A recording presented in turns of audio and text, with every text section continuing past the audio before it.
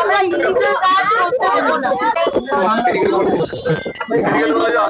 দুজন মহিলা আর একজন বাচ্চার মৃত্যু হয়েছে, 80 জনকে বাঁচানো গেছে, 80 জন।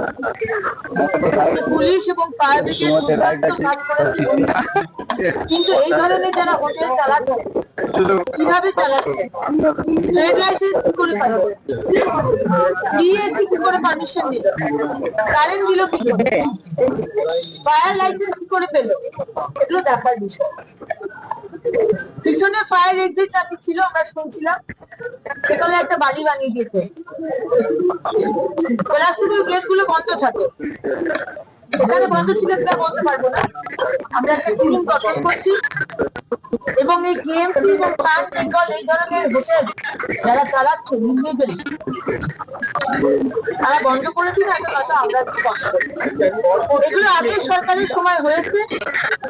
কিছু দূরেই আমাদের মিউনিসিপ্যালিটি কেএমসি অফিস, যিনি মন্ত্রী ছিলেন তিনি মেয়র ছিলেন, তিনি কি করে তার অফিস থেকে কি করে দেওয়া হতো, ট্রেড লাইসেন্স দেওয়া হলো কি করে, মেয়রের বিরুদ্ধে এবং আগের ইউডিএম এর মন্ত্রীর বিরুদ্ধে ব্যবস্থা হবে কিনা রিপোর্ট আমরা মাননীয় মুখ্যমন্ত্রীর কাছে পেশ করব, তারপর আমাদের শীর্ষ নেতৃত্ব সেটা পলিটিক্স, এটা হচ্ছে পলিটিক্স। আমি কিন্তু যখন আমৃতে কতগুলো মানুষ মারা গেল আমরা রেস্কিউ করেছি, তার ব্যবস্থা করেছি, কিন্তু আমরা কারোর উপর দায় ফায়ে চাপাই।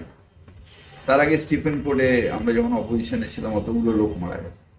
এটা একটা অল ইন্ডিয়া বেসে একটা এসওবি থাকা উচিত। আবার 1 বছর বাদে ধরুন আজকে 2 মাস হয়েছে ইলেকশনের জন্য আমরা কেউ কাজ করিনি, সবাই 2 মাস 3 মাস, আবার এই 3 মাস সরকার নেই, 6 মাস অলরেডি হয়ে গেছে। উনি এত দৌড়দৌড়ি করেন এই হোটেলগুলো ঘুরতে পারতেন, সেটা বলা আমার উদ্দেশ্য না, কারণ কারোর পক্ষে এটা সম্ভব না। আর ট্রেড লাইসেন্স এখন অনলাইনে যে কেউ ট্রেড লাইসেন্স পেতে পারে। ট্রেড লাইসেন্স পাওয়া মানেই যে তার ইলিগাল করার অধিকার এসে গেল তা নয়। কিন্তু সুতরাং এই দোষ চাপানো নিয়ে মানুষের জীবন বাঁচানো যাবে না। জীবন বাঁচাতে গেলে থার্ড পার্টি করতে হবে, একটা অল ইন্ডিয়া বেসিসে বা সরকারের এখান থেকে আমাদের এই সরকারি একটা এসওপি তৈরি করুক, যেটার বেসিসে যাতে এরকম ঘটনা না ঘটে।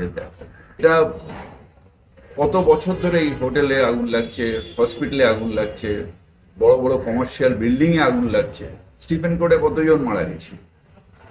সুতরাং এই একটা যদি রেমিডিস করতে হয়, একটা বসে চিন্তা ভাবনা করে একটা রেমিডিস করতে হয়।